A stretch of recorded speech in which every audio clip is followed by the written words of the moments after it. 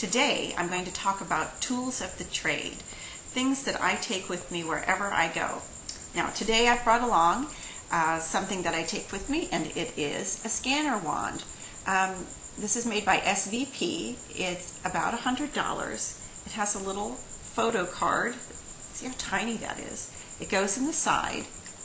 And I take about, I think about 140 pictures you can take with this. Now this comes in handy for me because if I'm going to a research library, it used to be that I would constantly be running up to the scanning machines, for 20 cents a copy, there's 50 copies. By the end of the day, I'm like, oh, I can't afford lunch today because I've scanned too much genealogy stuff. I take this with me now. It just goes over the page. I can take the card out and put it in a reader, or I can leave it in and plug it into my computer and upload the pictures onto my computer. Then I can edit them with photoshopping techniques to make them more legible, reverse it, do a negative image, whatever. Okay. Then also I take my camera with me everywhere. God forbid I should be passing a cemetery I've never seen before and not have my camera with me, because I will stop. I'm one of those ladies that should have the bumper sticker, I stop for cemeteries.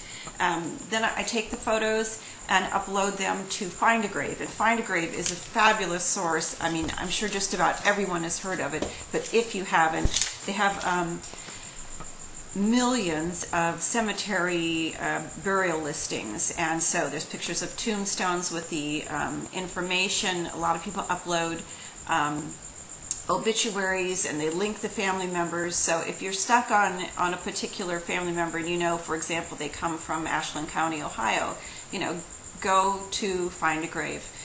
Put in your town and county and the last name or the first few letters of the last name, with the little asterisks, and see what comes up. You might be amazed. I've found some just fabulous things, including family photographs of distant ancestors.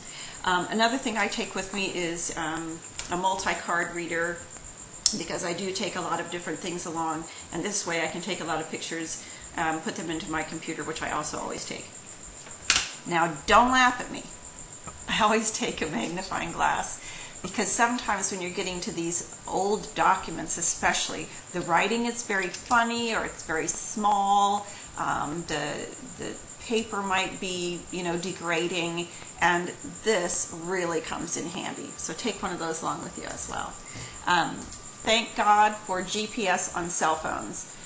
My daughter gets dragged along with me a lot of times to these genealogy adventures, and she will figure out where the heck we are when we're out in the middle of some rural area trying to find some long deserted cemetery, and this usually gets us home safe and sound to find the GPS on our cell phone.